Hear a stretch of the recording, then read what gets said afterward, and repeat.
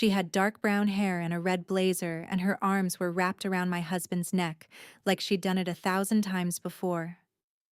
I was standing in the back office of my restaurant when I looked through the glass partition and saw them, 3 tables away. His text was still glowing on my phone. "Happy anniversary, babe. Stuck in meetings. Love you." He wasn't stuck anywhere. He was sitting in my dining room letting another woman hold him like I didn't exist. I almost confronted them right there. I wish I had. Because what I found instead in his laptop in his desk drawer in my own credit report was so much worse than an affair. He wasn't just cheating on me, he was erasing me. If you've ever trusted the wrong person with everything you had, stay with me and hit subscribe. My name is Zoe Delgado. I was 38 years old and I had spent the last 4 years believing I was the luckiest woman in Portland. That's the thing about luck, though. It only feels real until you find out someone's been rigging the game. I grew up in the kitchen of Rosalinda's, my grandmother's restaurant on Southeast Hawthorne Boulevard. Rosa Delgado opened it in 1981 with $1,100, a commercial lease she couldn't really afford, and a mole Negro recipe that made grown men cry. By the time I was 5, I could dice an onion. By 8, I could make her churros from memory. By 12, the year my mother died, I stopped going to school counselors for comfort and started going to that kitchen instead. Abuela understood. She'd tie her apron around me, white cotton yellowed with age, smelling of cinnamon and vanilla, and 30 years of 5 a.m. mornings, and she'd say the same thing every time. "The kitchen is where we're strongest, mija. Everything else is just weather." I believed her. I still do. Before the restaurant, I had a different life. 6 years at Deloitte in their forensic accounting division, chasing other people's fraud across spreadsheets and wire transfers and offshore accounts. I was good at it, the kind of good where partners requested me by name for high-profile audits. I could spot a fabricated invoice in a stack of 10,000. I could trace a shell company through 4 jurisdictions before lunch. Then Abuela died in January 2020, and she left me Rosalinda's, and I walked away from a corner office and a 6-figure salary to flip tortillas. Garrett's words, not mine. Garrett Ellis. My husband. 41, 6'2", the kind of handsome that made waitresses forget their own specials. Sales director at a commercial real estate firm downtown. He had a voice like warm honey and a smile that made you feel like the only person in any room. I met him at a wine bar in the Pearl District, married him 4 months after Abuela's death. Too fast, I know that now, and spent the next 4 years convincing myself that the distance growing between us was just the normal settling of a marriage finding its rhythm. He never liked the restaurant. Not really. He'd say the right things. "The enchiladas were amazing, babe." But I'd catch the way his eyes glazed over when I talked about the dinner rush, the way he'd change the subject when I mentioned expanding the menu. "You traded a real career for a kitchen, Zoe." He said it once, maybe twice, always with that half smile that let him pretend it was a joke. Someone in this marriage has to think about the future. Carmen Reyes. My sous chef 52, built like a fire hydrant, and twice as stubborn, saw through him before I did. She'd been at Rosalinda's since 1998, back when Abuela was still running the pass. Carmen never said anything directly. That wasn't her style. But she'd watch Garrett leave after one of his rare visits and mutter something in Spanish that I pretended not to hear. On the morning of March 15th, 2024, our 4th wedding anniversary, I arrived at Rosalinda's at 6:30, 2 hours before we opened. I had a planned saffron risotto with Oregon morels, Garrett's favorite, the dish I'd made on our first date. I was going to close the restaurant early, set a table for 2 by the window light, the candles Abuela used to save for quinceañeras, and remind my husband why he fell in love with me. I was in the back office prepping the mise en place when my phone buzzed against the flour-dusted counter at exactly 9:47 a.m. The screen lit up. "Happy anniversary, babe. Stuck in meetings all day. Can't wait for tonight. Love you." I smiled. That stupid, hopeful, desperate smile of a woman who wanted so badly for things to be okay that she'd already started writing the happy ending in her head. I was reaching for the phone to reply when something through the glass partition caught my eye. Movement in the dining room. A familiar posture. Navy blazer, the one I'd bought him last Christmas. The one with the brass buttons he said made him look like a yacht captain. Garrett was sitting at a corner table near the front window. 3 tables from my office door, maybe 25 feet away. In my restaurant. The restaurant he told me he was too busy to visit today because he was stuck in meetings. He wasn't alone. A woman sat across from him.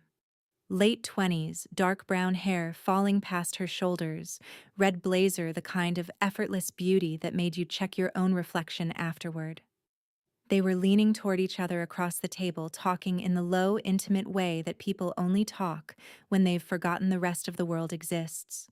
Then she stood up, walked around to his side of the table, draped her arms around his neck from behind and pulled him into her. Not a friendly hug, not a quick hello. A real embrace. She pressed her cheek against his hair and closed her eyes, and he reached up and placed his hand over hers, and they stayed like that for 5 seconds, 6, 7, long enough for me to count, long enough for the risotto to stop mattering, long enough for the anniversary candles to become the stupidest idea I'd ever had. My phone slipped from my fingers and hit the desk.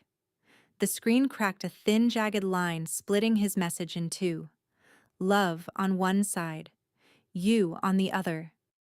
Every cell in my body screamed at me to push open that glass door, to cross those 25 feet and flip that table and demand to know who she was and what she was doing with her arms around my husband on my anniversary in my grandmother's restaurant. But I didn't.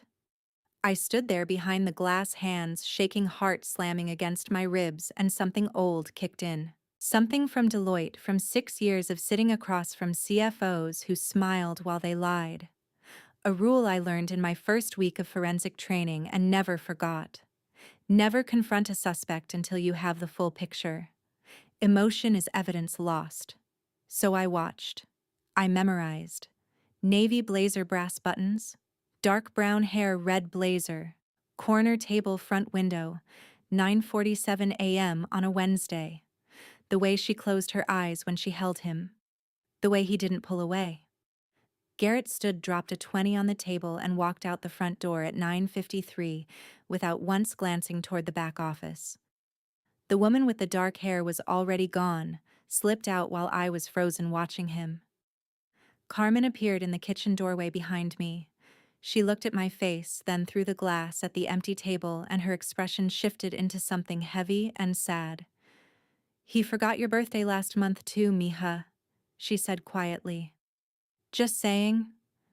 I didn't answer. I picked up my phone from the desk.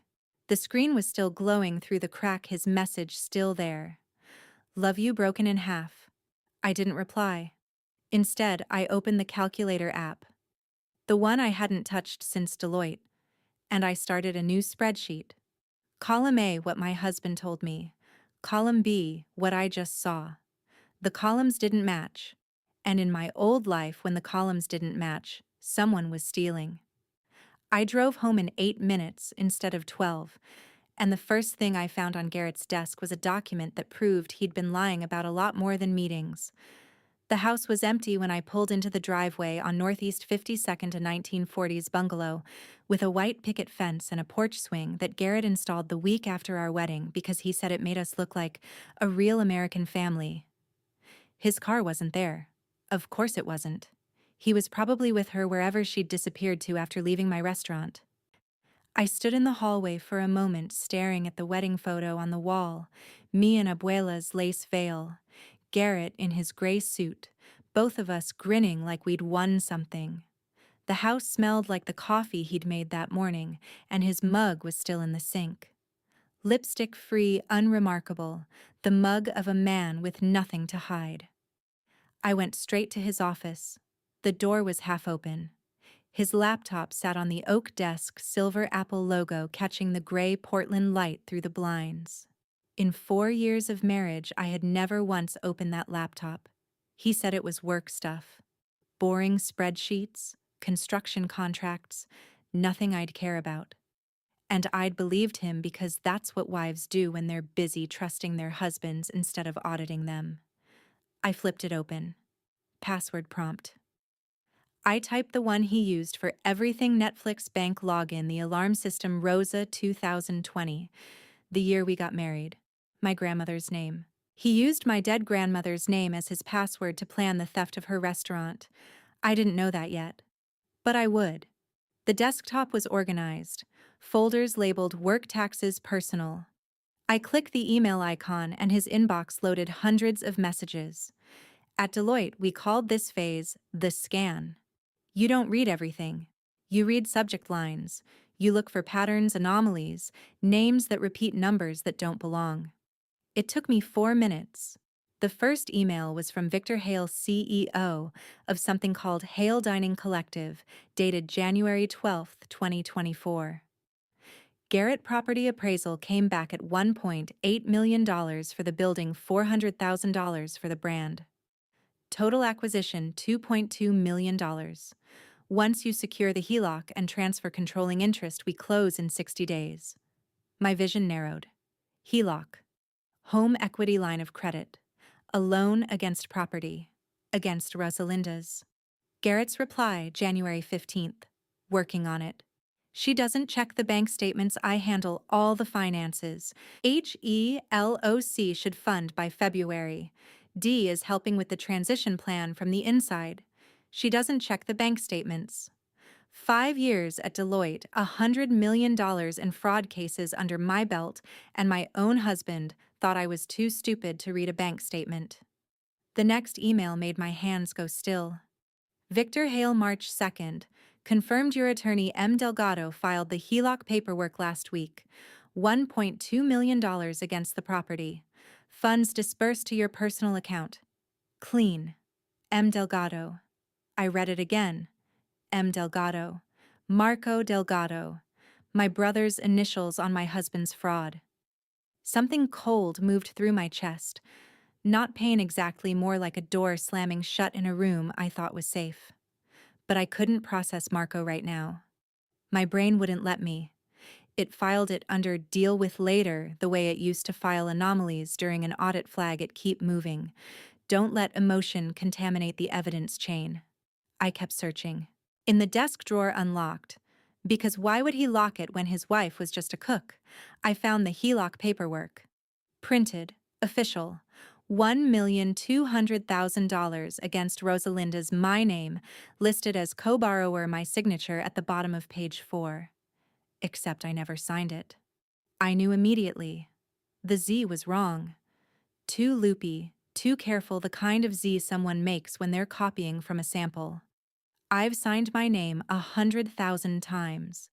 Tax returns, audit reports, lease agreements, vendor contracts. My Z has a slash through it, a habit from my first year at Deloitte, when a senior partner told me my signature was too easy to forge and I should add a distinguishing mark. Whoever signed this document practiced my name, but didn't know about the slash. $1.2 million. Borrowed against my grandmother's restaurant. With my forged signature. Processed by my brother. I photographed every page, front and back.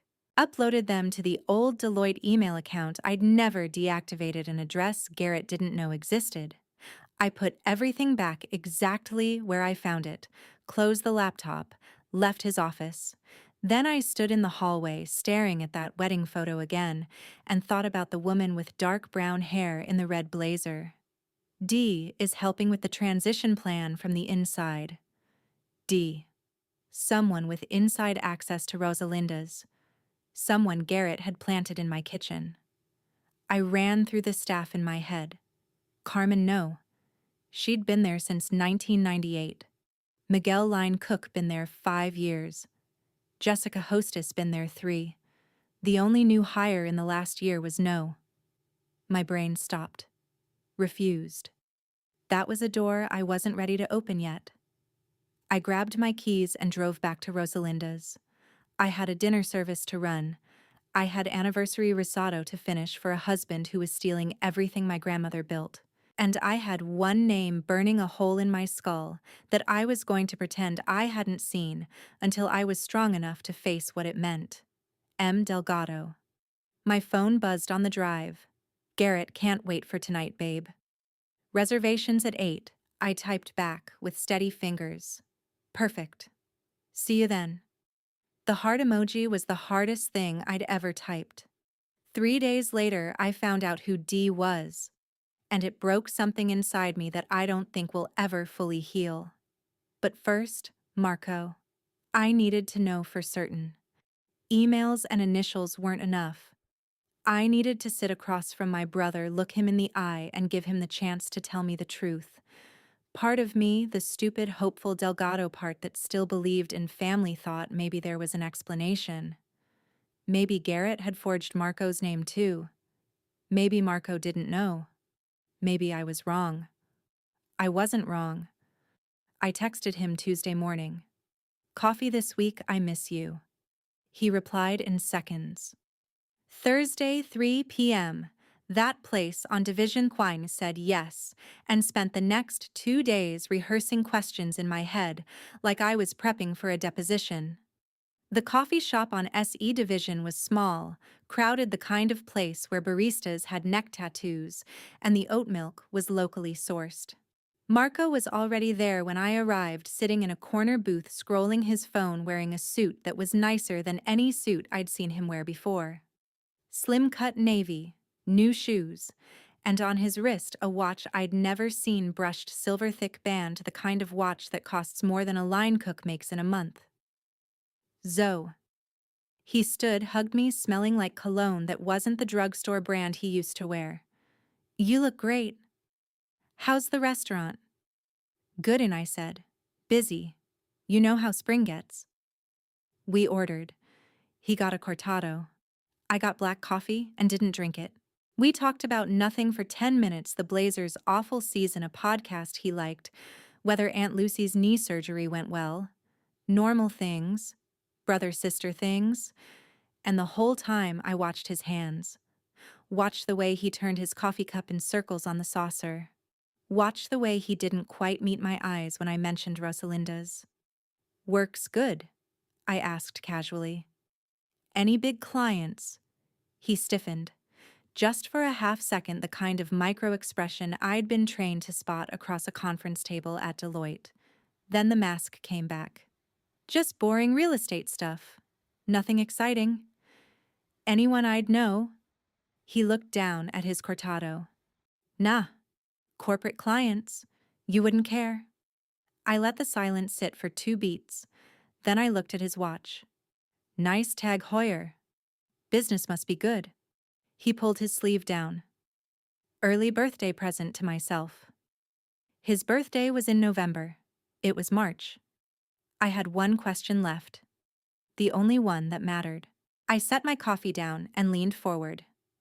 Marco, if someone was trying to take Rosalinda's from me, if someone was going after Abuela's restaurant, you'd tell me, right?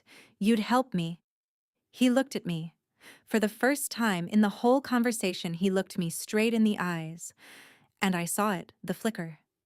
The thing that happens behind a person's pupils when they're about to lie, and they know it, and they do it anyway. Of course, sis. That's Abuela's place. I'd never let anyone touch it. 9 words. Each one a nail in something I couldn't name yet. I nodded. Good. That's all I needed to hear. We hugged goodbye outside. He held on a beat too long, the way people do when they feel guilty but can't say why. I watched him walk to his car. A new Audi A4, black, dealer plates still on. He got in without looking back. I sat in my car for 23 minutes. I know because I watched every single one tick by on the dashboard clock. At minute 4, I opened my voicemail. Scrolled past dozens of saved messages until I found the one I was looking for, dated September 8th, 2009. 15 years ago, 3 days before my mother died. I pressed play. Mija. Her voice was thin, tired, but still hers. Still the voice that sang me to sleep and yelled at me for leaving the milk out. Take care of your brother and sister for me. They need you. Natalie is only 12, she's going to be so scared. And Marco. Marco's soft. He'll need you to be strong. Promise me, mija. Promise me you'll keep them together. I promised. 15 years ago, holding her hand in a hospital room that smelled like bleach and dying flowers, I promised. I paid $94,000 for Marco's law degree. 3 years of tuition books bar exam prep, the apartment near campus so he wouldn't have to commute. I worked double shifts at Rosalinda's to cover it. Abuela helped when she could, but most of it was me. I didn't mind. He was my brother. That's what family does. And now he was using that degree to forge my name on a $1.2 million loan against the restaurant that paid for his education. At minute 19, I stopped the voicemail. At minute 21, I wiped my face with the back of my hand. At minute 23, I started the car. I didn't go home. I drove to Rosalinda's. It was past midnight when I unlocked the back door and stepped into the kitchen. The restaurant had been closed for hours. The dining room was dark chairs stacked on tables, the only light coming from the emergency exit sign casting a faint green glow across the tile floor. I tied on Abuela's apron, turned on the burner, and started making mole negro. Not for anyone, not for the menu, not for Garrett's anniversary dinner that never happened. Just for me. Just because I needed to feel her hands guiding mine through the 37 ingredients, the 4 different chilies, the 6 hours of slow reduction that most restaurants skipped because it wasn't worth the labor. Abuela never skipped it. She said the slow part was where the love lived. At 2 a.m., standing over the stove with chocolate melting into the sauce and the kitchen thick with the smell of ancho and cinnamon, I talked to her. They're taking your restaurant, Abuela. Both of them. The boy I paid for and the girl I stopped. Because I hadn't said it out loud yet. Hadn't let myself finish the sentence that had been forming since I saw those emails. Dee is helping with the transition plan from the inside. The only new hire in the past year. Dark brown hair, late 20s. The woman in the red blazer with her arms around my husband. My sister, Natalie. I gripped the edge of the stove. The metal was hot, and I didn't care. I'd brought Natalie into Rosalinda's 8 months ago. She'd been bouncing between restaurant jobs since culinary school, never lasting more than 6 months anywhere. I thought giving her a position as sous chef, training her, mentoring her the way Abuela mentored me, would help her find her footing. I thought I was keeping my promise to Mom. Instead, I'd invited the enemy inside the walls. The mole was done by 3 a.m. I covered it and put it in the walk-in. Then I stood in the dark kitchen flour on my hands and looked at the mural of Abuela on the far wall. Her hands covered in masa, her smile wide and permanent, painted by a local artist the year she died. They haven't taken it yet, I said to the empty room. I washed my hands, wiped the counter, untied the apron and hung it on the hook by the door. Something Abuela told me the week before she died surfaced in my mind like a bubble breaking the surface of still water. I'd dismissed it, then thought it was the morphine talking. The deed is in the book, Mija. If they ever come for what's yours, the deed is in the book. I looked across the kitchen at the old leather cookbook on the shelf, the one I'd never had the courage to open since the day she was buried. Tomorrow I was going to open it. Abuela Rosa had been dead for 4 years, but when I opened her cookbook that morning, she saved my life one more time. I drove to the old house on Southeast 82nd before dawn, the house where Abuela lived for 31 years, the house I'd kept but never moved into because it still smelled like her, and I couldn't handle that. The key stuck in the lock the way it always did, and when the door swung open, the scent hit me like a wall. Chanel No. 5. The only luxury she ever allowed herself. 4 years, and it was still there, trapped in the curtains and the carpet and the old wool blankets she refused to throw away. Her bedroom was exactly as she left it. Photographs lined the walls. Rosalinda's in 1981, a tiny storefront with a hand-painted sign. Abuela in her apron, flour on her cheeks. Me at 5 years old, standing on a step stool beside her, my small hands buried in dough. The cookbook sat on the wooden dresser in the corner. Leather-bound, 45 years old, the cover cracked and soft from decades of use. Every recipe she ever perfected was inside handwritten in her careful slanted script. Mole negro tamales de rajas pozole rojo. I'd looked through it 100 times since she died, but I'd never been able to cook from it. It felt too much like losing her again. This morning, I wasn't here to cook. I lifted the book carefully, sat on the edge of her bed, and turned it over in my hands. The spine was frayed, the stitching loose. I ran my fingers along the inside of the back cover, pressing gently, and felt it a slight thickness beneath the leather. A ridge where there shouldn't be one. I peeled the leather back. Beneath it, tucked into a hidden pocket between the cover and the cardboard backing, were 3 folded pieces of paper. The first was a letter. Abuela's handwriting. Blue ink.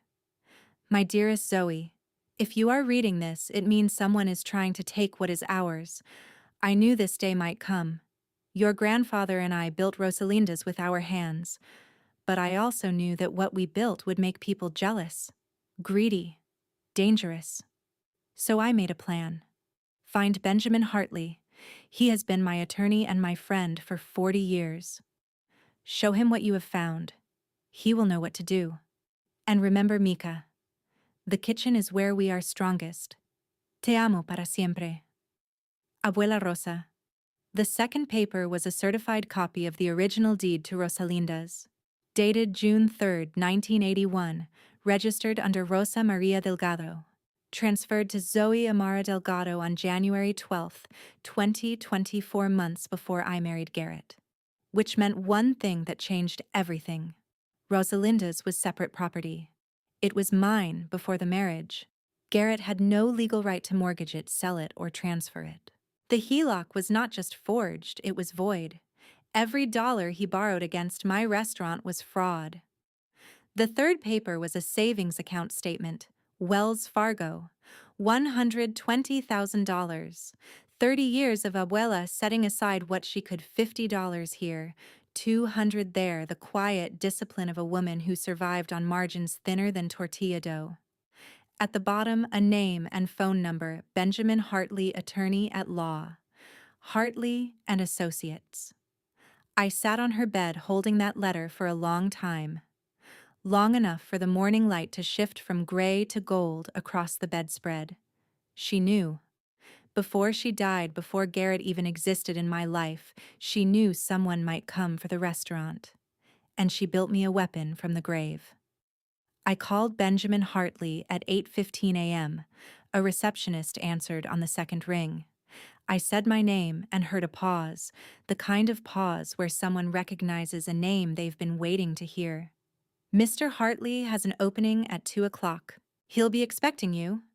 His office was on Southwest 3rd Avenue in a pre-war brick building that smelled like polished wood and old case law.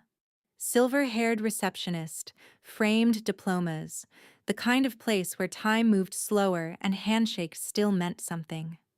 Benjamin Hartley was exactly what I needed him to be. Mid-60s, wire-rimmed gold glasses, a gray suit that had seen better days but still fit with dignity. He came around the desk when I walked in, and his eyes went soft the moment he saw me. "You look just like her," he said quietly. Same eyes, same fire. I showed him everything. The deed, the HELOC, the forged signature, the emails between Garrett and Victor Hale, the initials M. Delgado on the paperwork.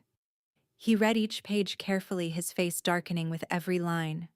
When he finished, he set the papers down and looked at me with the steady anger of a man who'd spent 40 years watching people try to cheat the system.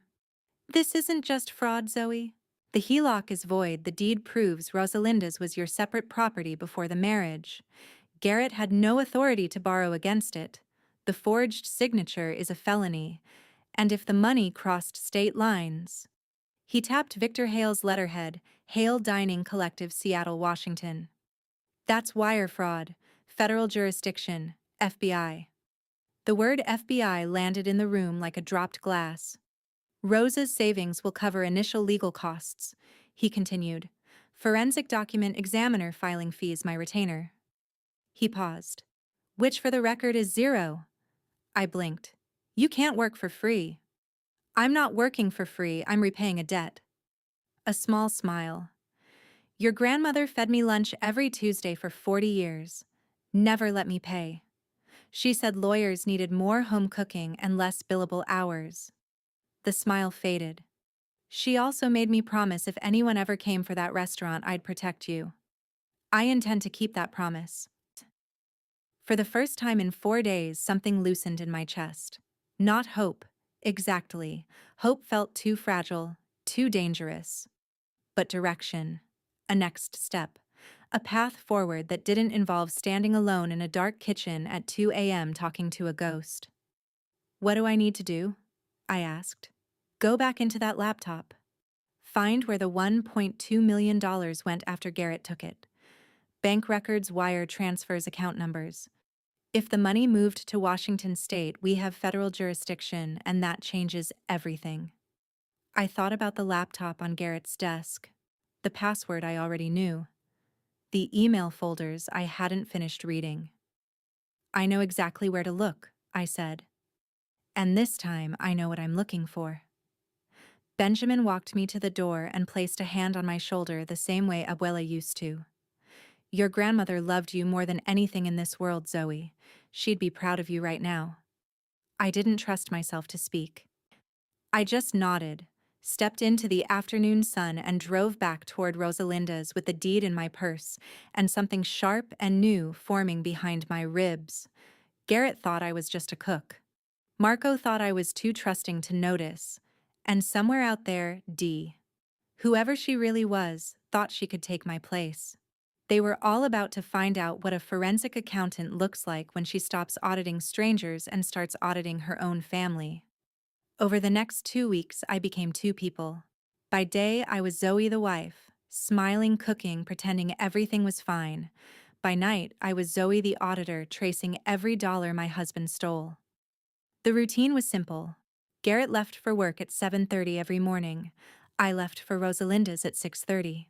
But 3 nights a week after he fell asleep, always by 11, always on his back, always snoring like a man without a single thing on his conscience, I'd slip out of bed, close the bedroom door, and sit at his desk in the dark with his laptop open and a legal pad beside me. At Deloitte, we had a saying, money always talks. You just have to know which questions to ask. I asked every single one. The $1.2 million from the HELOC landed in Garrett's personal Chase account on February 8th. It sat there for 6 days, just long enough to not trigger an immediate wire fraud flag, and then moved. $890,000 wired to an entity called Ember LLC, registered in Washington state. I pulled the LLC filing from the Secretary of State's website. Registered agent Victor Hale. Managing member Garrett Ellis.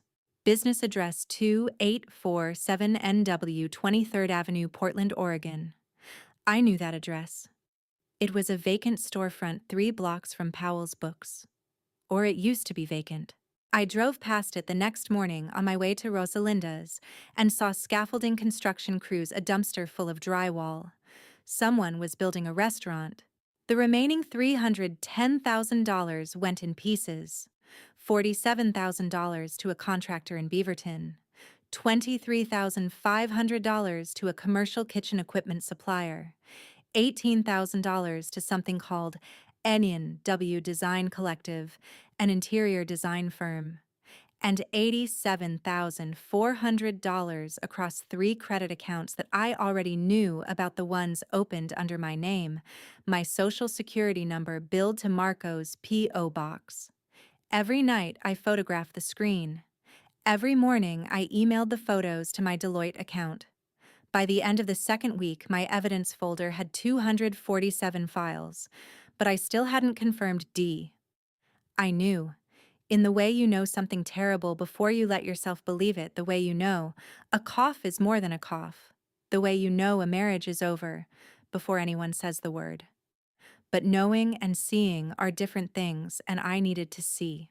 On the last night of the second week, I found a folder in Garrett's email labeled with a single letter D. I opened it. The first file was a headshot. Professional lighting, white background, the kind of photo you put on a restaurant website or a press release. Dark brown hair falling in soft waves past her shoulders. High cheekbones. Green eyes that I'd known since they were the eyes of a terrified 12-year-old standing in a hospital hallway, asking me why mommy wasn't waking up. Beneath the photo, a caption: Natalie Delgado, head chef Ember. Opening September 2024. My sister. The woman I'd raised since she was 12. The woman I'd taught to make abuela's churros, who used to fall asleep on my couch watching telenovelas, who called me crying at 2 a.m. after every bad breakup because I was the only person in the world she trusted. She was the head chef of the restaurant my husband was building with money stolen from our grandmother's legacy. She was D. She was the woman in the red blazer with her arms around my husband on our anniversary. And she'd been working in my kitchen for 8 months, eating my food, borrowing my knives, calling me sis, while she helped Garrett take everything. I closed the laptop. I didn't cry. I was past that now. There's a place beyond tears, a cold, flat, quiet place where everything becomes very simple and very clear.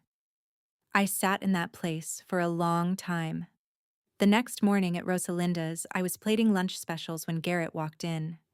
He did that, sometimes dropped by unannounced, sat at the bar, ordered like he was just another customer.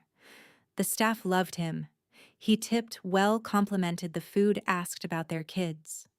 Everyone thought I'd married a great guy. That was the performance. That was what made him dangerous. He sat down, loosened his tie, smiled at me across the pass. Smells incredible in here, babe. Enchiladas today, chile rellenos. I said, sliding a plate toward him. New recipe. He took a bite, closed his eyes, nodded with exaggerated appreciation. God, you're talented. You know that. Honestly, though, you should think about scaling down. Get something smaller. Less overhead, less stress. You work too hard. I wiped down the counter. Maybe someday. I just worry about you. He reached across the bar and squeezed my hand. His fingers were warm. You've lost weight. You look tired. Let me take care of the business side for a while. I can handle the books. The vendors free you up to just cook. Let me handle the books. A fox asking to guard the henhouse, smiling the whole time. I'll think about it, I said. He kissed my forehead, left a $5 bill on the counter, and walked out. I stared at that bill for a long time. $5. That's what my husband tipped me for a marriage he was dismantling from the inside. Carmen appeared beside me as I was clearing his plate. She waited until the kitchen noise covered her voice, then leaned in close. Mija, I need to tell you something. I turned. Her face was tight, the face she made when she was about to say something she'd been holding for too long. Garrett's been taking cash from the register after hours, 200, 300 at a time. I've seen it 3 times this month, maybe more. How long? Since December, maybe November. She crossed her arms. I didn't want to say anything because he's your husband and it wasn't my place, but Rosa wouldn't have wanted me to stay quiet. Before I could respond, the front door chimed. Garrett walked back in, stopped in the doorway, patting his jacket. Forgot my phone. Carmen and I were standing in the kitchen doorway 2 feet apart, conversation clearly interrupted. Garrett grabbed his phone from the bar, glanced toward us.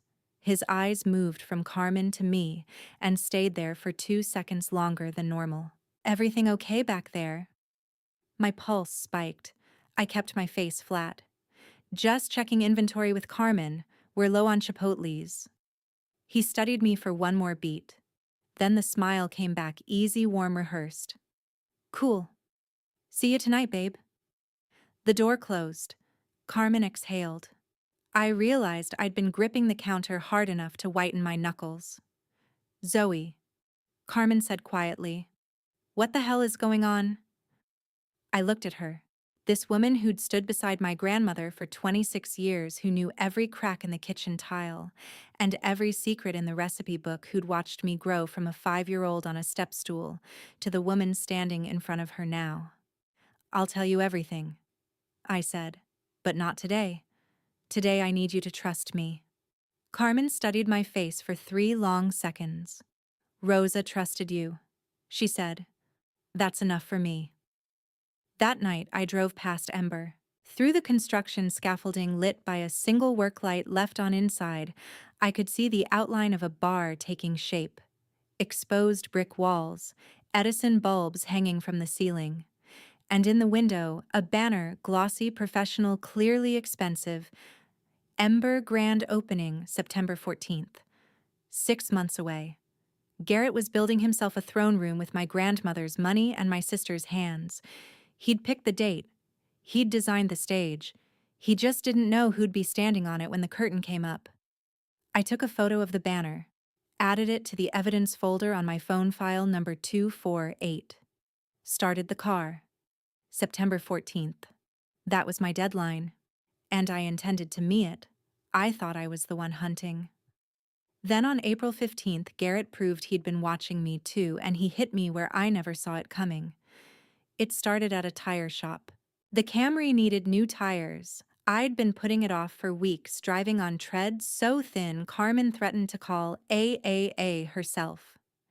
The dealership on NE 82nd ran a spring special $499 for a full set with alignment, but they needed to run a credit check for the financing. The sales guy, 20-something, polo shirt, name tag reading Kawil, typed my information into his computer, clicked a few buttons, and then his smile did something I'd seen 100 times across conference tables at Deloitte. It collapsed. "Ma'am," he cleared his throat, "your credit application has been declined." "That's not possible. My score was 786 months ago." He turned the screen toward me. The number glowed red like a warning light, 410. "It looks like you have 3 new accounts opened in the last 4 months." Kyle said carefully, the way people talk when they're delivering bad news to someone they think might cry. 2 Visa cards and a personal loan. Combined outstanding balance of $87,400. I didn't cry. I went cold. The Deloitte, cold the audit, cold the something is very wrong and I need to find it, now cold. I didn't open those accounts. Kyle gave me the look. The pity look. "You might want to talk to your bank, ma'am." I sat in my car and made 3 phone calls in 11 minutes. Equifax, Experian, TransUnion. Fraud alerts placed on all 3. Full credit reports requested. By the time I pulled out of the parking lot, the reports were already landing in my email. I read them in the Rosalinda's parking lot with the engine running. 3 accounts. All opened using my social security number, my date of birth, my mother's maiden name. Billing address on all 3, a P.O. box in Northeast Portland. I searched the P.O. box registration through USPS records, a trick I'd learned during an identity theft case at Deloitte. Registered to Marco Delgado. My brother hadn't just forged my signature on a $1.2 million loan. He'd stolen my identity, opened credit cards in my name, run up $87,400 in debt that I didn't know existed attached to a P.O. box I'd never seen, all while sitting across from me in a coffee shop telling me he'd never let anyone touch Abuela's restaurant. I gripped the steering wheel and breathed. In for 4, out for 4. The way my therapist taught me the year after Mom died, when the panic attacks came at 3 a.m. and I'd sit on the bathroom floor counting tiles until my heart rate came down. I wasn't panicking now. I was furious. But fury is a luxury you can't afford when you're building a federal case. So I breathed. And I documented. And I added the credit reports to my evidence folder. Files 249, 250, 251. That evening, I tested Garrett. He came home at 6:30, dropped his keys on the counter, poured himself a bourbon. Normal routine. Normal man. I leaned against the kitchen door frame, arms crossed. Hey, weird thing happened today. I went to get new tires and they said my credit score dropped. You know anything about that? He didn't look up from his phone. Probably identity theft. Happens all the time. Just call the bank. I did. They said there are 3 new accounts under my name, $87,000. Now he looked up. Concerned face, the same one he wore when I had a cold or when the restaurant had a slow week. Manufactured worry. That's scary, babe. You should file a police report. Want me to help? I watched his eyes. Steady. No flicker. No micro expression. He was good. Better than most people I'd interrogated across polished conference tables. But I was better because I wasn't looking for guilt. I was looking for the absence of surprise. And it was there. No shock. No outrage. No, who the hell would do this to my wife? Just a smooth, practiced pivot to problem solving. A man whose wife just discovered $87,400 in fraudulent debt should be furious. Garrett was offering to help. No, I said. I'll handle it myself. You sure I know a guy at Chase who could... I said I'll handle it. He shrugged, went back to his phone. Under the table, the screen glowed with a name I could just barely read from where I stood. Nat. I went to bed at 10. He came up at 11. I lay in the dark listening to him brush his teeth, change clothes, slide under the covers. His breathing slowed within minutes. I waited 20 more, then got up. His office, his laptop. The password he still hadn't changed because he still thought I was just a cook who didn't check bank statements. I wasn't looking for emails this time. I was looking for something specific. Something that had been nagging at me since the credit report, a thread I couldn't quite name until I sat down and let my audit brain do what it does. If Garrett was this thorough HELOC identity theft wire transfers a whole restaurant being built with stolen money, then he'd covered the exits too.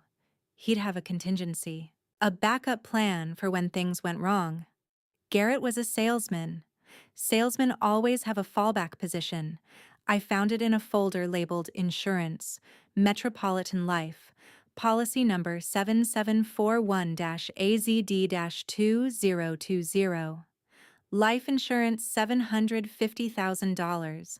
Policyholder Zoe Amara Delgado. I knew about this policy. I'd taken it out myself 3 years ago, back when I was still thinking about the future like a normal person. Standard term, life. Original beneficiary Garrett Ellis 50%. Rosalinda's 50%. But someone had filed a change of beneficiary form, dated March 22, 2024, 1 week after our anniversary. 1 week after I watched him embrace my sister through a glass partition. New beneficiary Garrett Ellis. 100%. My signature at the bottom. Forged. The Z without the slash. Again, he wasn't just stealing my restaurant. He wasn't just destroying my credit. He was positioning himself to profit if I died. Not planning my murder. I didn't believe that. But preparing. The way a man prepares an umbrella when he sees clouds on the horizon. The difference is, Garrett wasn't watching for rain. He was watching for an opportunity. I sat in the dark with the policy on the screen and felt the last thread of something, hope, maybe, or the ghost of the woman who used to believe in this marriage snap clean. 5 layers. That's what I had now. Affair. Fraud. Identity theft. Forgery. Life insurance. This wasn't a husband having a crisis. This wasn't a man who made a mistake. This was architecture. A blueprint for dismantling a woman's entire life. Her money, her business, her name, her credit, her safety net, piece by piece, so quietly that she wouldn't notice until there was nothing left. And the architect was sleeping 15 feet away, dreaming whatever men like him dream about. I closed the laptop, picked up my phone, typed 2 words to Benjamin Hartley. Call FBI. Then I went back to bed, lay down next to my husband, and stared at the ceiling until the sun came up. The FBI doesn't knock politely. They assess, calculate, and strike. Agent Diana Solis looked at my evidence folder, now 312 files, and said 4 words that changed everything. We've seen this before. Benjamin set up the meeting. Third week of April, federal building on Southwest 3rd Avenue, a gray concrete block that looked like it was designed by someone who hated sunlight. Security checkpoint, metal detector, elevator to the 4th floor, a hallway that smelled like industrial carpet cleaner and stale government coffee. Diana Solis was already waiting in a conference room at the end of the hall. She stood when we entered, mid-40s, dark hair pulled tight. No jewelry, no makeup, charcoal blazer over a white shirt buttoned to the collar. She didn't smile. She didn't do small talk. She shook my hand with a grip that said, "I have better things to do, so make this worth my time." I made it worth her time.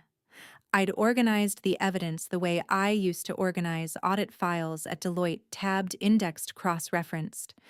Benjamin had reviewed it for legal admissibility. I'd printed 2 copies and brought a USB backup. When I set the binder on the table, it landed with a thud that made Diana's eyebrow twitch, the first sign of anything resembling interest. Tab 1, I said. HELOC fraud, $1.2 million borrowed against my restaurant using a forged signature. The property is my separate asset. Deed transfer predates the marriage by 4 months. Tab 2, wire fraud, $890,000 transferred from a Portland Chase account to Ember LLC registered in Washington State. That's interstate wire transfer of fraudulently obtained funds. Federal jurisdiction.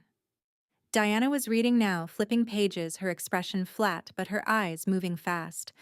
Tab 3, identity theft. 3 credit accounts, $87,400 opened using my social security number. Billing address traces to a P.O. box registered to my brother Marco Delgado, who also filed the HELOC paperwork as Garrett's attorney. Tab 4, conspiracy. Email correspondence between Garrett Ellis and Victor Hale, CEO of Hale Dining Collective in Seattle, spanning 4 months. They discussed the acquisition timeline, the forged documents, and a contact identified as D, who was placed inside my restaurant to facilitate the transition. I paused. D is my sister, Natalie Delgado. She's been working as sous chef at Rosalinda's for 8 months, while helping Garrett build a new restaurant called Ember with the stolen funds. She's listed as head chef. Tab 5, life insurance. Garrett changed the beneficiary on my $750,000 policy 1 week after I discovered the affair. Forged my signature again. Same handwriting, same missing slash on the Z. Diana finished the last page, closed the binder, and looked at me for what felt like a very long time. You built this yourself. I used to do this for a living. Something shifted in her expression. Not warmth exactly, but the kind of professional respect that doesn't come with words. We've seen this before. Spouse fraud, usually the victim doesn't catch it until the divorce is finalized and the assets are gone. You caught it mid-operation. That's rare. She stood, walked to the whiteboard on the wall, and uncapped a marker. Here's what I can do. Wire fraud gives me federal jurisdiction over Garrett Ellis and Victor Hale. The identity theft adds charges for your brother. I can get warrants for bank records, communications, Ember LLC's financials, the full picture. She drew 3 circles on the board, wrote Garrett in one, Victor in another, Marco in the third. Drew lines connecting them. But I need something from you. Right now I have evidence of individual crimes. What I want is conspiracy, all 3 of them in one place coordinating. If I arrest them separately, they lawyer up and point fingers at each other. If I catch them together discussing the deal, that's a RICO-adjacent conspiracy charge. No wiggle room. Benjamin leaned forward. The grand opening. Diana looked at him. When? September 14th. I said. Garrett's been planning it for months. He'll have Victor there as the investor, Marco as his attorney, Natalie as the chef. Everyone in one room. Diana tapped the marker against the board. Then September 14th is our date. Here's what I need from you, Mrs. Delgado. You attend the opening. You wear a wire, small, undetectable, sewn into your clothing. My team will be on site posing as guests. When I have enough recorded evidence of coordination between the three targets, we move. What about Natalie? I asked. Diana paused. Your sister isn't currently part of the wire fraud or identity theft, at least not based on what's in this binder. She may have knowledge of the affair and the restaurant, but that's not federal. If she's an accessory, we'll know after the arrests. For now, she's a witness, not a target. I nodded. Something complicated moved through my chest. Relief and resentment tangled together in a knot I didn't try to untie. One more thing, Diana said, capping the marker. Between now and September, you change nothing. You don't confront Garrett. You don't warn your sister. You don't tell your brother. You go to work. You cook dinner. You smile. If any of them suspect, you know they'll run, destroy evidence, and I lose my case. Can you do that? 5 more months of sleeping next to a man who stole my name, my credit, my family, and my grandmother's restaurant. 5 more months of watching my sister chop onions in my kitchen while she built her future on my ruins. 5 more months of pretending. I've been doing it for 6 weeks already, I said. 5 months is just a longer shift. Diana almost smiled. Almost. In May, Garrett called me on a Tuesday evening. I was closing up Rosalinda's, wiping down the last table, Carmen already gone for the night. Babe, I want to tell you something. His voice had that warm, confessional tone, the one he used when he wanted me to feel special. I've been working on a side project, a restaurant. Nothing huge, just a little concept I've been developing. It's called Ember. I'm opening it in September. I leaned against the bar phone pressed to my ear and looked at Abuela's mural on the far wall. Her painted eyes stared back at me. I could almost hear her voice.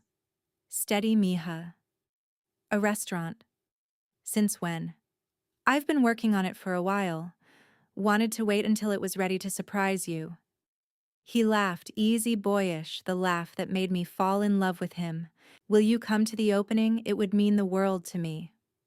He was inviting me to a party built with stolen money in a building funded by fraud, staffed by my sister, bankrolled by a man who wanted to erase me from my own legacy. And he was asking me like he was giving me a gift. Of course, I said. I wouldn't miss it. I hung up and stood alone in the empty restaurant for a long time. The only sound was the hum of the walk-in cooler and the faint ticking of the wall clock Abuela hung 30 years ago. He invited me to his own execution. He just didn't know it yet. The night before the grand opening, September 13th, a Friday, I drove to Rosalinda's at midnight. The streets were empty, slick with the first fall rain. I let myself in through the back door and stood in the dark kitchen without turning on the lights. Carmen was already there. I'd called her an hour ago. She sat on an overturned milk crate near the walk-in, arms crossed, waiting. You sure about this, mija? I leaned against the counter, the same counter where Abuela taught me to knead dough, the same counter where I'd stood 6 months ago watching my husband embrace my sister through a glass partition. After tomorrow, I won't have a husband. I won't have a sister. I won't have a brother. I'll have this kitchen and whatever's left of me. Carmen was quiet for a moment. Then she stood, walked over, and put her hand on my shoulder. You'll have me. And you'll have Rosa. I reached for Abuela's apron on the hook by the door, held it in both hands, brought it to my face and breathed in cinnamon vanilla 45 years of mornings. Then I folded it carefully and set it on the shelf. Tomorrow I wasn't wearing the apron. Tomorrow I was wearing a black blazer, silver earrings Abuela left me, and an FBI wire sewn into my collar. Tonight was the last night I'd be Zoe the chef. Tomorrow I'd be something else. Something Garrett Ellis had never met. If you've ever stood on the edge of a decision that would change everything, where doing the right thing meant losing the people you loved most, you know exactly how that kitchen felt at 2 in the morning. If this story has kept you listening, hit subscribe. Because what happens at Ember tomorrow night? I still can't believe I went through with it. At 6 a.m. on September 14th, I put on the blazer. I clasped the silver earrings. I pinned the wire under my collar where no one would see it. Then I looked in the mirror and barely recognized the woman staring back. She wasn't a chef. She wasn't a wife. She was something colder.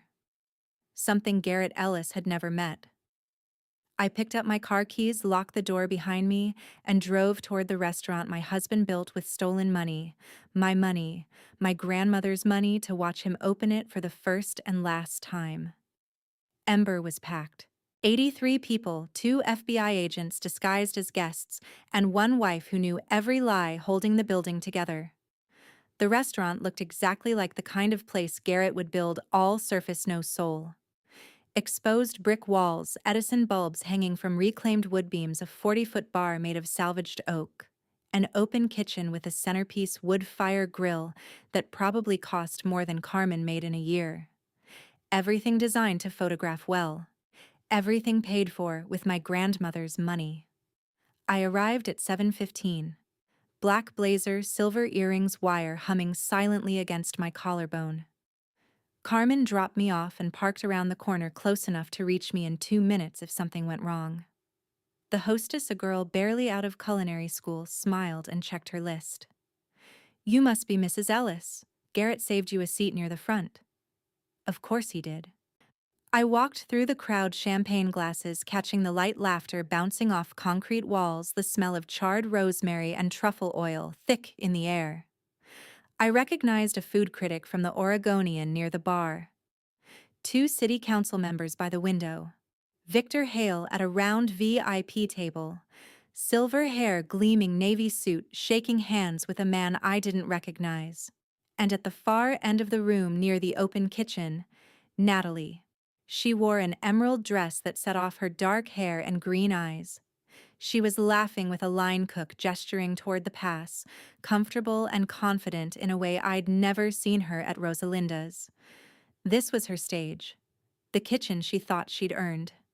She looked happy, genuinely deeply happy, and something about that hurt worse than anything Garrett had done. Because Natalie didn't know she was happy inside a lie. Marco stood near the bar in a suit I'd never seen, Tag Heuer catching the light every time he raised his glass. He was talking to a woman in a red dress, charming, animated, playing the role of successful young attorney. He didn't see me come in. Or if he did, he didn't show it. At 7:30, Garrett took the stage. He stood on a small platform beside the open kitchen, microphone in hand, charcoal suit, hair swept back. Smiling the smile that made 100 people in this room believe he was a visionary. Behind him, a banner, Ember, where fire meets flavor. "Thank you all for being here tonight." His voice filled the room, warm and practiced. "Ember has been a dream of mine for years, a place where craft meets community, where every dish tells a story. And I couldn't have built it without the incredible people who believed in this vision." He gestured toward Victor. Victor Hale, whose partnership made this possible. Victor raised his glass, nodded smoothly. Toward Marco. Marco Delgado, my attorney, who handled every detail with precision. Marco tipped his glass, grinning. Toward Natalie. And Natalie Delgado, the most talented chef I've ever worked with. Ember's heart and soul. Natalie beamed. The crowd applauded. Then his eyes found me. 3rd row, champagne untouched. "And my wife, Zoe. Thank you for always believing in me, babe." 83 people clapped. I smiled. The wire recorded everything. Garrett set the microphone down and reached for a pair of ceremonial scissors to cut a ribbon stretched across the kitchen pass. This was his moment. The apex. The crown. I stood up. The movement was small, just a woman rising from her chair, but something about it shifted the room. Maybe it was the timing. Maybe it was my face. Garrett paused, scissors in hand, and looked at me. "May I say a few words?" He hesitated. 83 faces turned toward me. He couldn't say no, not here. Not now. Not in front of the Oregonian and two city council members and his own mother, who sat 3 tables away in her lavender blouse and pearl necklace, pride radiating from every pore. Of course, babe. He held out the microphone. His smile didn't waver, but his eyes did. Just for a fraction of a second. Something flickered behind them. A question. A warning light going off in a room he thought was secure.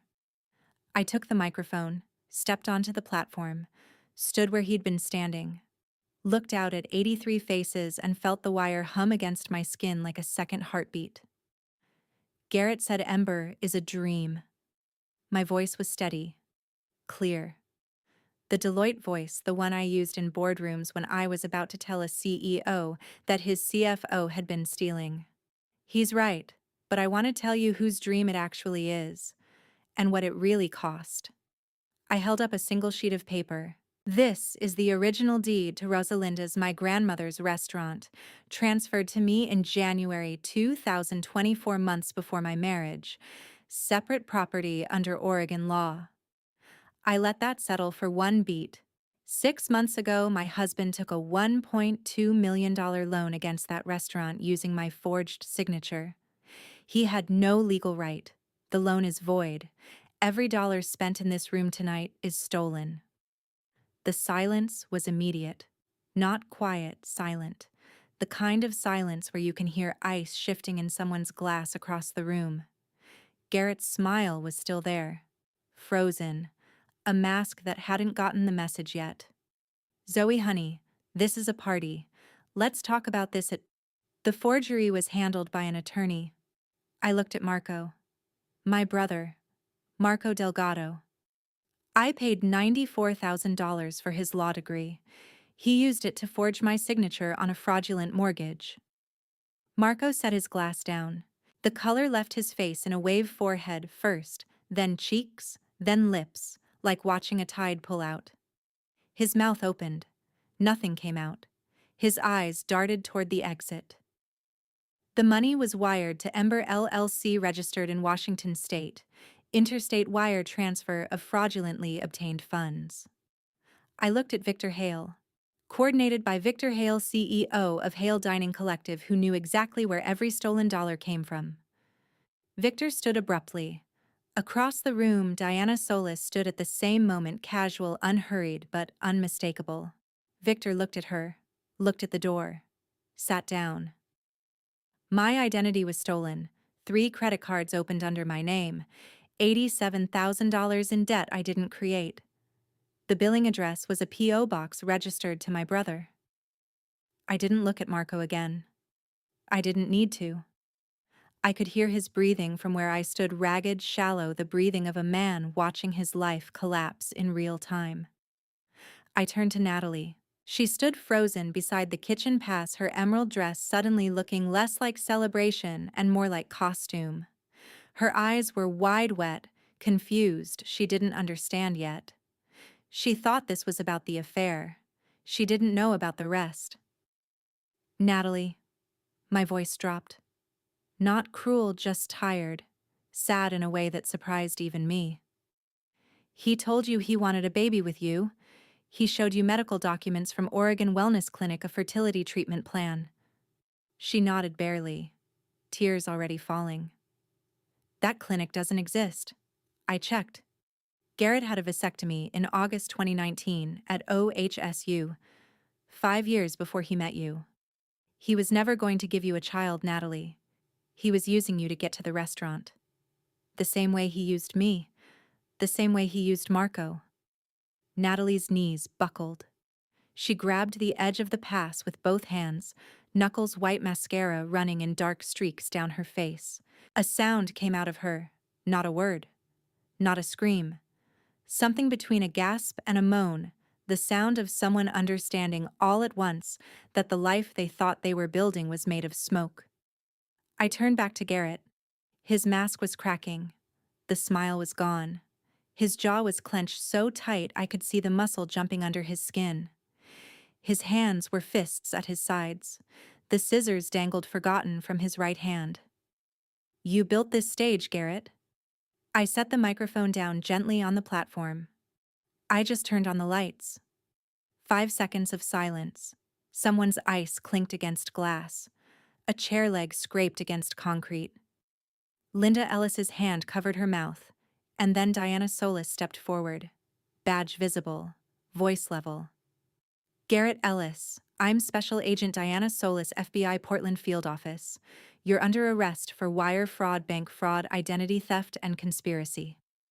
A second agent materialized from near the kitchen, moved toward Victor Hale. Victor Hale, you're under arrest as an accessory to wire fraud and conspiracy to commit bank fraud. Marco didn't wait. He stood up, hands already raised, palms, open voice cracking. I'll cooperate. I'll tell you everything. Please. Garrett's head snapped toward him. And the performance broke. You spineless little... His voice cracked like a whip, raw and ugly, every syllable stripped of the charm he'd worn for 4 years. I made you. You'd be filing eviction notices in a strip mall if it wasn't for me. And you're going to roll over. Now. Marco flinched. Said nothing.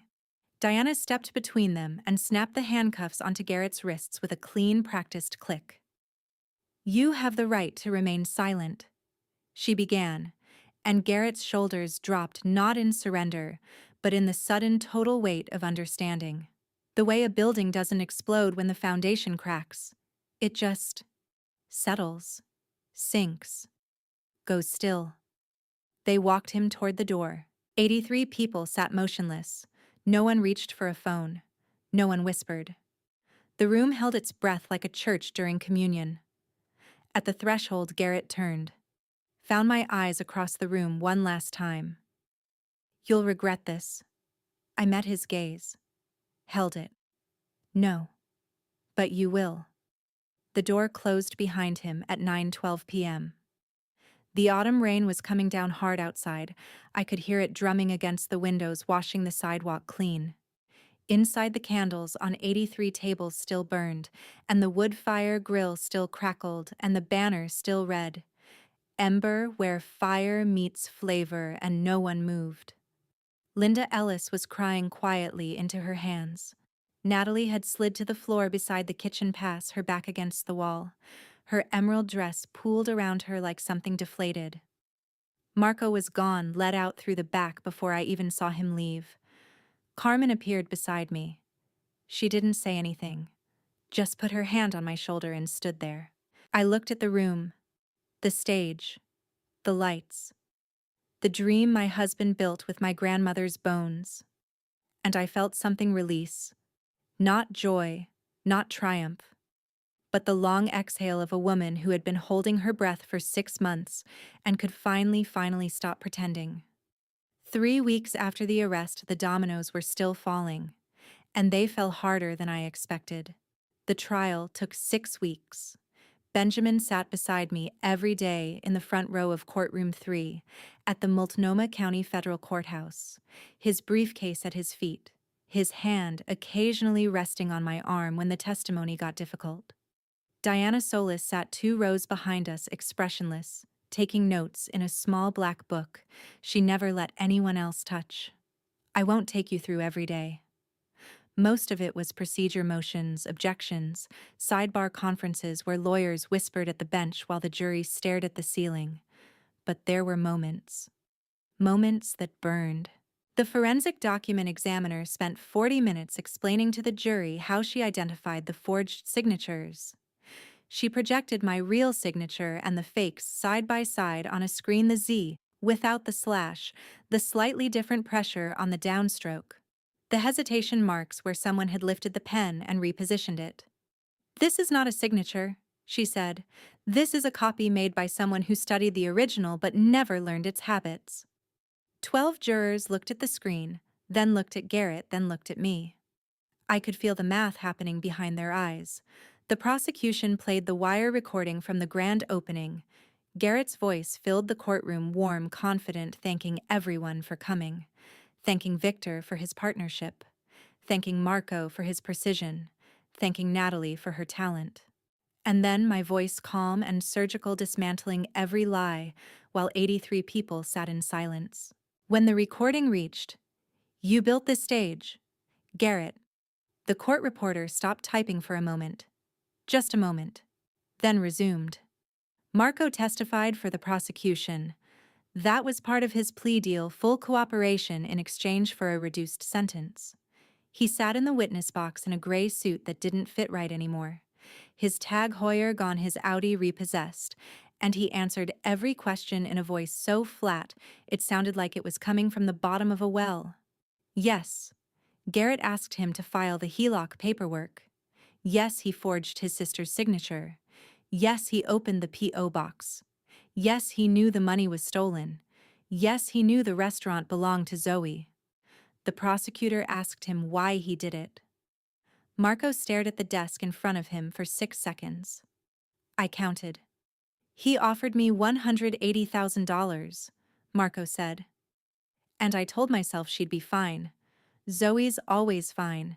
She always lands on her feet. I told myself it wasn't really stealing because she'd just rebuild. His voice cracked. I was wrong. He didn't look at me when he said it. I didn't need him to. Natalie wasn't charged. Diana had been right. There was no evidence my sister participated in the fraud, the forgery, or the identity theft. She didn't know about the HELOC. She didn't know about the credit cards. She didn't know about the life insurance. What she knew was that she was sleeping with my husband and helping him open a restaurant, and that wasn't a federal crime. Just a personal one. She testified, too. Briefly. The prosecution asked her about the fertility documents, the fake clinic, the treatment plan. Garrett showed her the future he promised. She sat in the witness box in a plain white blouse, no makeup, hair pulled back, and she looked like the 12-year-old I used to carry to bed during thunderstorms. He told me we'd have a family, she said. He showed me paperwork from a clinic. He said he was getting treatment. He said once the restaurant opened, we'd start trying. Her voice was barely audible. I believed him. The prosecutor showed her Garrett's vasectomy record from OHSU, dated August 2019. Permanent, no reversals. Natalie's face didn't crumble the way it had at Ember. It just emptied, like someone had reached inside and turned off the light. She looked down at her hands in her lap and didn't look up again.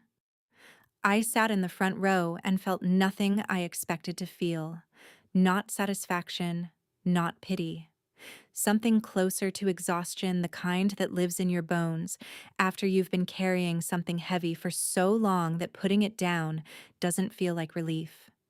It just feels like your arms don't know what to do anymore. The sentencing came on a Thursday in November. Judge Warren Kessler, mid-60s, reading glasses, the kind of face that had heard every excuse twice and believed none of them. Garrett stood first. Garrett Allen Ellis.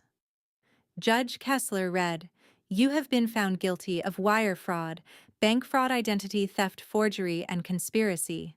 The evidence presented at trial demonstrates a sustained, calculated campaign to defraud your wife of her financial assets, her legal identity, and her family legacy through deception, document falsification, and interstate wire transfer of stolen funds." He paused, looked at Garrett over his glasses. "You are sentenced to 11 years in federal custody with no eligibility for parole before 7 years. You are ordered to pay $1,287,400 in restitution, $1,200,000 for the fraudulent HELOC, and $87,400 for the identity theft. All claims to Rosalinda's restaurant and its associated assets are permanently dissolved." Garrett stood motionless. No outburst, no denial. His attorney whispered something about an appeal, but Garrett didn't seem to hear it. The bailiff stepped forward and led him toward the side door. At the threshold, he turned, found me one last time across the courtroom. This time, there was no threat. "No, you'll regret this." Just a look, quiet, hollow, the face of a man standing in the ashes of a building he set fire to himself. He held my eyes for 1 second, then the door closed and he was gone. Victor Hale stood next. 4 years federal custody. Barred from the hospitality industry in Oregon for 10 years. Hale Dining Collective dissolved. Victor took it the way he took everything, with a tight jaw and a straight spine. A businessman absorbing a loss.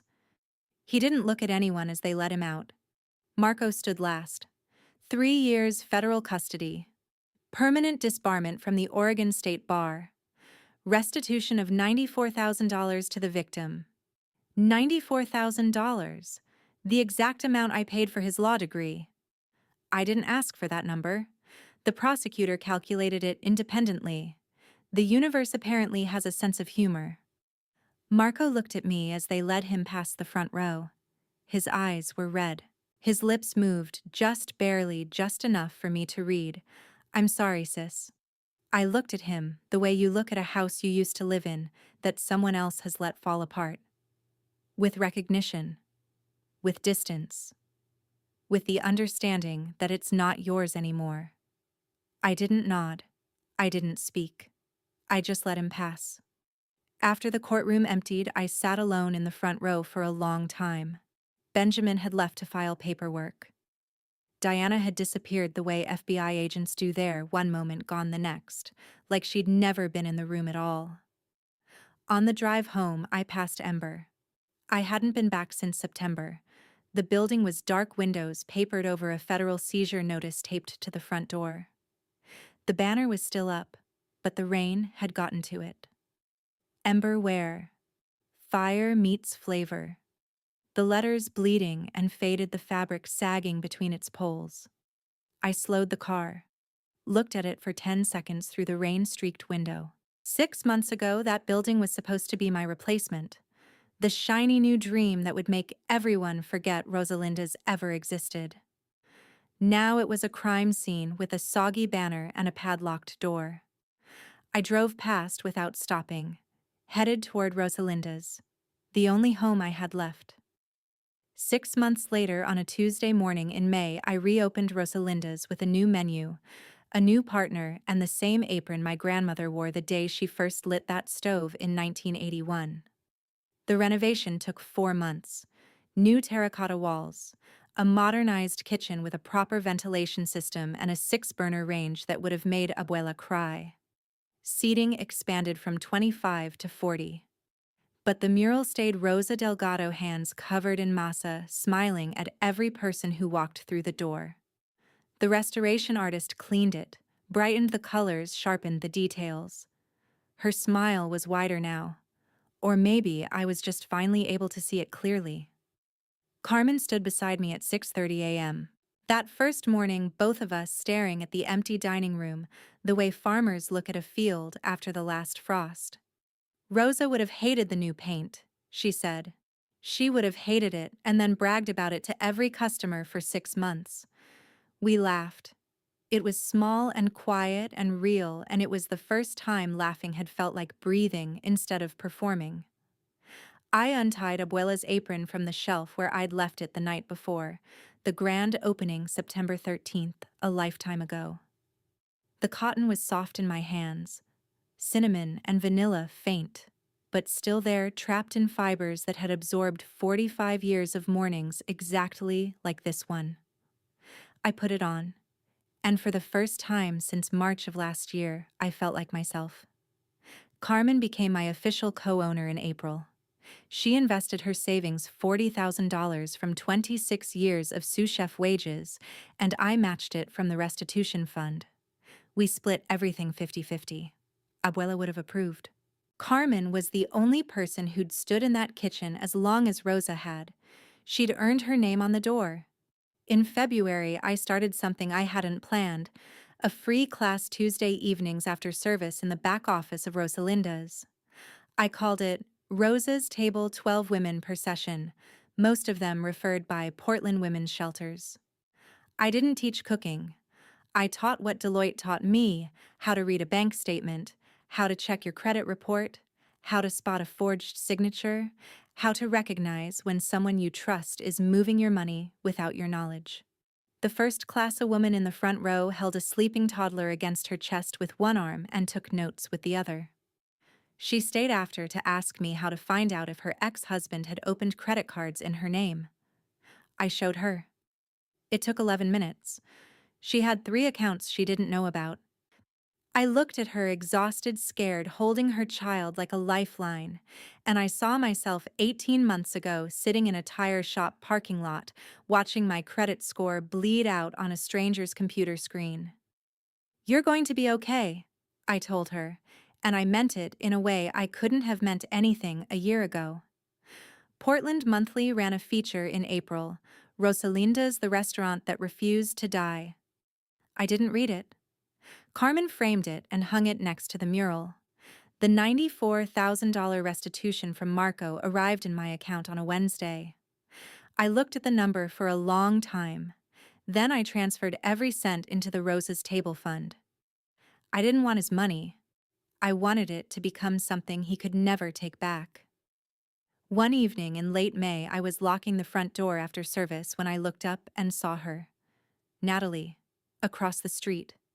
Hair pulled back, hands in her jacket pockets, thinner than I remembered.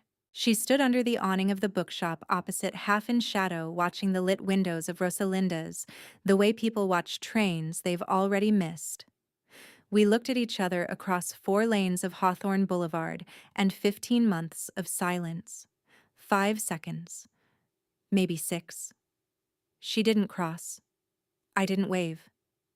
She turned and walked away in the rain, and I stood there with my keys in my hand and a feeling I couldn't name sitting heavy in my chest. I don't know if I'll ever forgive her. I don't know if she deserves it. She was my sister before she was his accomplice. She was the girl who crawled into my bed during thunderstorms. I raised her. I loved her. And she helped a man try to steal everything our grandmother built.